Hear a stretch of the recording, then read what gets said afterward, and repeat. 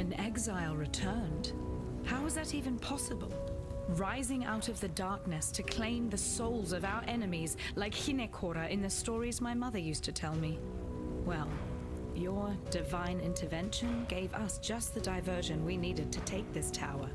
So if you keep doing things like that, then I might have to start believing in the gods again. And thank you for finishing off that last overseer for us. I don't know what sort of mother could have birthed that land-loving whale, but we were lucky he wasn't here when we took this tower. He'd have spread us across the floor like butter on a piece of bread. Here, take something for helping us in this hopeless fight of ours.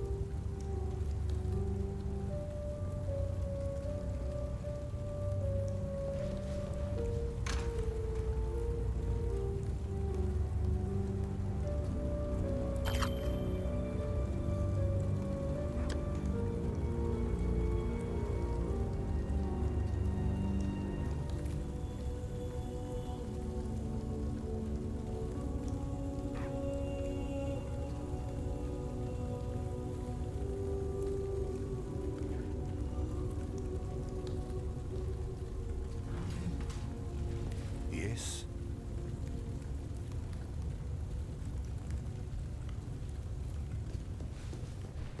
You can ask, but you might not like the answer. Hello.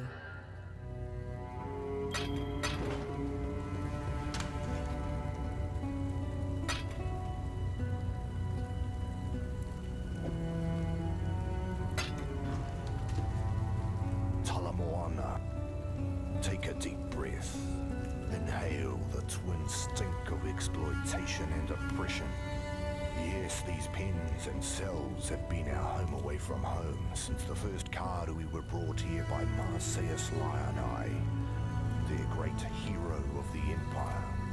One of the best slavers they ever had, not that he was the only one. Captain Sigmund Fairgraves funded many an expedition off the whipped backs of Karui children. High Templar Dominus was only the latest in a long line of men to grow rich by trading in misery. Oriathan wealth was built on Karui poverty. Oriathan gold will forever be stained red by Karui blood.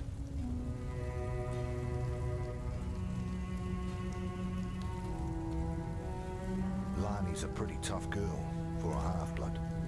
Her mother was Karui, but her father, a lord with a nose for island flowers. Despite that Oriathan stain in her blood, Lani risked her life time and time again, slipping us the information that she bore between the lords and ladies of Theopolis. Honestly, couldn't have put the pieces of this uprising together without her. And she's a fighter. Struck down 2 overseers before a third managed to put that scratch on her. Don't worry, it won't slow her down for long. Not Lani. If it weren't for Lani, I'd have cut that bitch's throat the moment I met her. But Violenta seems to know her medicine, so she gets to live. Until Lani is better.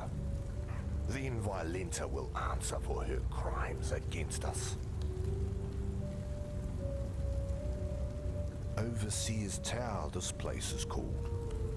And you know the worst thing about the men who stood here, watching us, cursing us, descending to whip and kick us like curs? They were slaves, like us, willing to turn on their brethren for a bigger cage and a few extra rations. I can't quite put into words was to take this tower, to rip the greedy eyes from those traitors. Did they see it coming? I hope so. Well, I know his other names. The Black Spirit, the Cannibal King, the Ravenous One. He was all of those things before Tsukuhama slashed out his eyes, before Valakor drowned him in the sea, before Hinekora whipped him and condemned him to immortal darkness. Kitava has learned from the suffering inflicted upon him, learned what cruelty is from his own flesh and blood, learned what it means to be a slave. Now he hungers for freedom, not merely for himself, for all of us who have suffered under whip and shackle. Kitava is the tormented one, destined to rise up from the darkness and banish cruelty from this world, and we, his children, rise with him.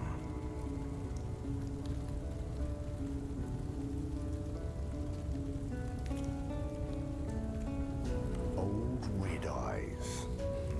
He's been quiet for a long time, just like Kitava and Tsukuhama, all of the old gods. Now innocence has woken up, and with him, power like I've never seen the Templar wield before. It's all right though. We slaves, we've got our own god looking out for us now. I can see him in the eyes of my brothers and sisters, smell him in the blood we've spilled, hear his call in the screams of the fallen. I don't rightly know where the gods have been or what's brought them crawling back. Nor do I really care. All I need to know, my friend, is that we're not alone anymore. There's two parts to the Templar. The grim face and the spotty ass. Out front, you've got the Templar courts. Usually the last place our Hatungo see if they're stupid enough to preach their craft within a Templar's hearing. Oriath's woodmongers must do a roaring trade with that place. When the wind blows right, you can even smell the aroma of barbecued blasphemer from here. The arse end, that's the Chamber of Innocence. It's where the real earnest believing gets done. Where the young Templar go to pay their respects to God Almighty and get the good sense baptized out of their heads. I've not seen the inside of the chamber myself, but you can feel it from over a block away.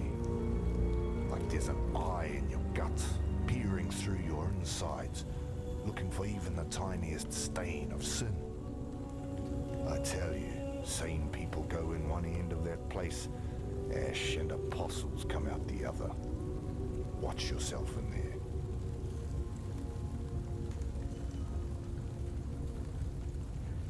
With Dominus away in Wraeclast, someone had to keep the wheels of oppression turning. Avarius was only too happy to take the job.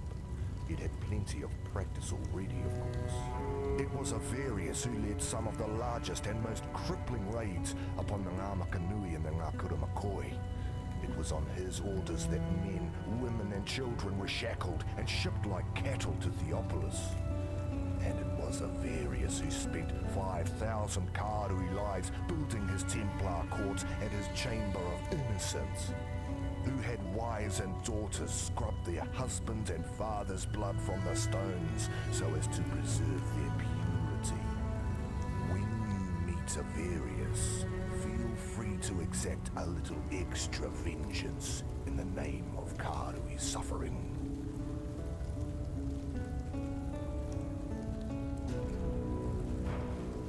Greetings.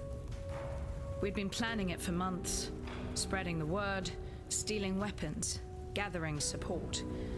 Utula and his followers did most of the dirty work. I just carried a few messages here and there. Should have known I'd end up like this when the real fighting started. In the darkest hour before dawn, that's when we broke our chains. And as many overseer necks as we could wrap our hands around. We took the Panopticon as the sun rose over Theopolis, and that's as far as we got. When you're up against cold steel and colder hearts, there's only so far that anger will take you.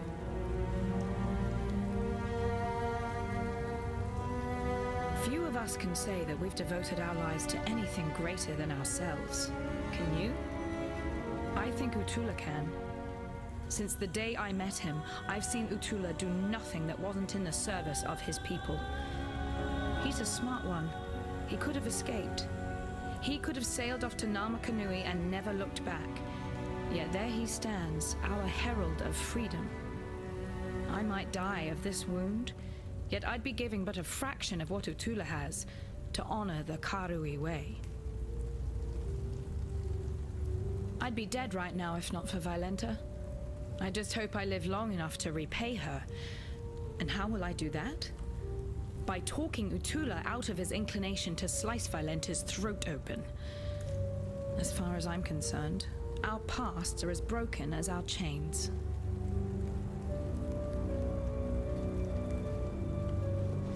Yes. In contrast to the company she keeps, Lani has quite an astute mind. I put it down to that Oriathan education she's managed somehow to procure. Whilst quelling whatever resistance you might meet in this noble coup of yours, you'd be well advised to look to Lani for counsel. She'd make the finest of advisors, second only to myself, of course.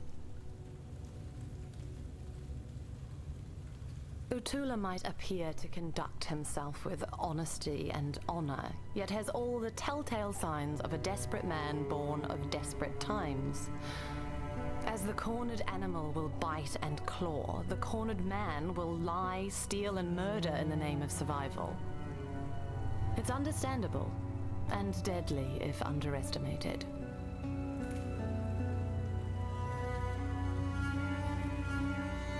I can't really fault Justicar Casticus, a man committed heart and soul to upholding the law.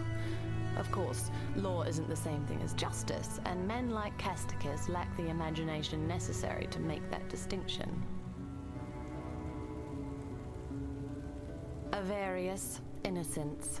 I'm not sure there's a great deal of difference. Around the time I heard the beast's mortal scream, the newly appointed High Templar Avarius went through something of a revelation. The manner in which he speaks and acts now would indicate that he believes without doubt that he is some earthly embodiment of God. That's faith for you. It'll reduce grown men to the madness of infancy.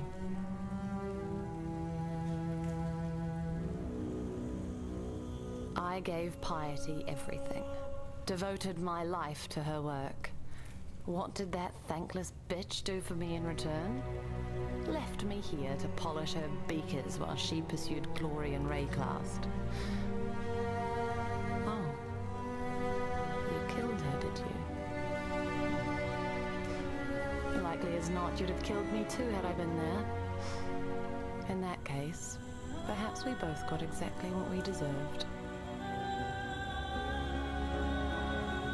Piety and I have devoted ourselves to the betterment of the human condition. As for our methods, Piety had a saying that summed it up nicely. Would you consider the feelings of the stones when constructing a glorious cathedral in the name of God? Casticus supplied us with slaves, mostly Karui, and I put them to good use. In fact, I believe their participation in my experiments elevated them from squalor to splendor. Our subjects were able to give their otherwise meaningless lives to something greater than themselves. Isn't that what we all want in the end? Some time ago, I fabricated a device able to sense and amplify the corrupt murmurings of Wraeclast, a miasmeter. I listened to those whispers for years, lingering beyond sane comprehension. And then the scream. Such profound agony that my mind was nearly sundered by its percussion. I thought another cataclysm might be upon us. But no, it was you, slaying the beast. I was witness to a singularly potent cadence. This corruption, I am convinced that it holds the very key to our human history, and with it, our very existence. Yet without the miasmeter, I'm condemned to deafened ignorance. It remains in Piety's laboratory, as long as Utula's miscreants haven't vandalized the poor thing. Find it. Some time ago, I fabricated a device able to sense and amplify the corrupt murmurings of Wraeclast, a miasmeter. I listened to those whispers for years, lingering beyond sane comprehension. And then the scream. Such profound agony that my mind was nearly sundered by its percussion. I thought another cataclysm might be upon us. But no, it was you, slaying the beast. I was witness to a singularly potent cadence.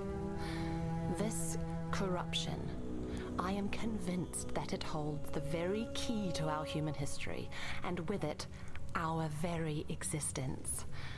Yet without the miasmeter, I'm condemned to deafened ignorance. It remains in Piety's laboratory, as long as Utula's miscreants haven't vandalized the poor thing. Find it. Greetings. Yes,